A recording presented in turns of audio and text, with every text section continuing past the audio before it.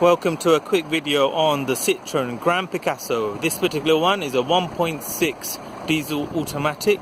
This is, in my opinion, the best Uber 7-seater car available on the market right now.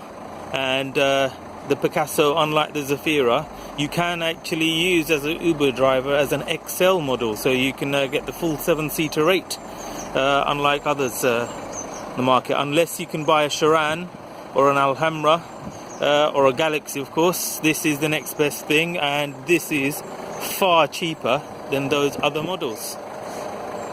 And as you can see, it looks very space age. You can hear the diesel rattling away. It's not too bad, to be honest with you. And once you're doing like 20 miles an hour, 30 miles an hour, can't really hear much. This is a 2016 model. This is the VTR, so it's not the top spec. So it doesn't have, as you can see, it doesn't have the built-in sat-nav. Instead, it's got the normal screen there instead of the color screen. But if we have a walk around, as you can see, steering wheel controls, gear lever is up here on the. So it takes a bit of getting used to, but once you get used to it, you'll be like, how did I live without it? It is so convenient when you're parking a behemoth like this. So if you have a little walk around the interior, you'll see loads of space around electric windows and mirrors. If I come around here, 3 individual seats, all recline, they go backwards. If you do this, it's really easy to get in the back, which are ideally for children, but if you slide back and forward, good enough for adults. Here I've got the parcel shelf here in the way, but you get the idea. But it's relatively spacious. So once if I this back, you've got picnic table for the kids, and relatively sturdy. And bear with me. And underfloor cubby with storage. I'll pan back, let you have a look.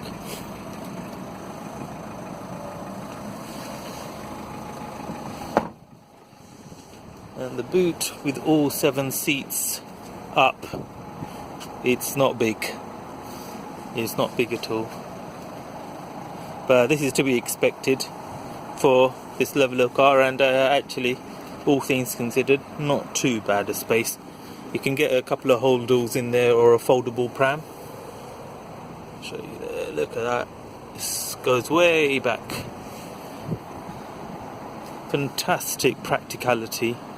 The only downside is it's so big. So big.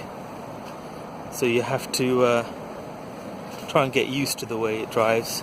Luckily, this one has rear parking sensors. The higher models have the reverse camera and all-round parking sensor. Hello everyone, you may have noticed different location. I'm going to run out of battery. But anyway, the review's not long to go now. But as I was saying, this is a fantastically practical car. Huge amount of space. I've just opened this up so you can see there's a cubby hole underneath. And this central armrest or storage thing here, it actually comes out. So if you don't want it, you can actually take it out. And the annoying thing with all French cars, they don't bother moving the fuse box for right-hand drive cars, so we end up with a puny glove box.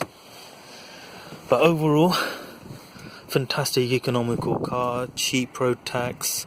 You're looking at about £30 on this car, I think, the 1.6.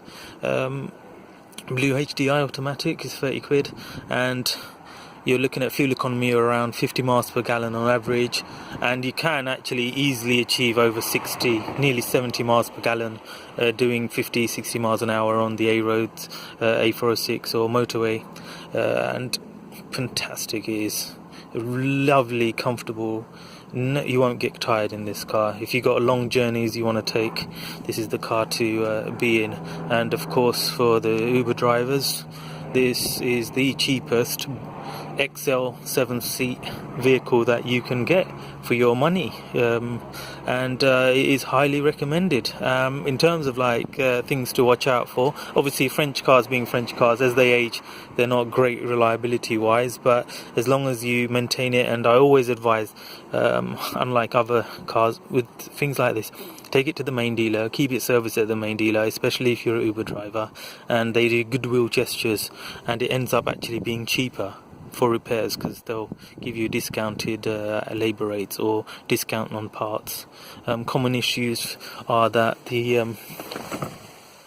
LCD screen sometimes gets black spots on it, especially the colour one, but there is a manufacturer technical update on it, and they'll give you that part for free. They just charge you about an hour's labour. Otherwise it's just electrical niggles and things like that crop up, and if you don't maintain it, obviously the engine will play up. But if you regularly maintain these cars, they last a very long time. It's just you know, the bodywork will fall apart before the engine does usually on these ones, but you know, Citroen being Citroen, they'll invariably have little electrical issues. I want to show you this. Hold on. The mirror, it slides back, so you got a semi panoramic roof. There you go. Okay, so in short, fantastic economy, loads of space, cheap to insure, low road tax, and also you can get XL rates if you're an Uber, and it's super practical if you need a family runabout, and it looks very stylish, I think. So highly recommended if you're looking for a 7-seater. I don't think for a budget 7-seater there's anything better out there in terms of the size. Obviously if you want ultimate reliability, then I would suggest getting the Toyota Verso, but the space in the back isn't as much as this, and it won't be as practical. Okay, hope this helped. Don't forget to like and subscribe. Take care, bye.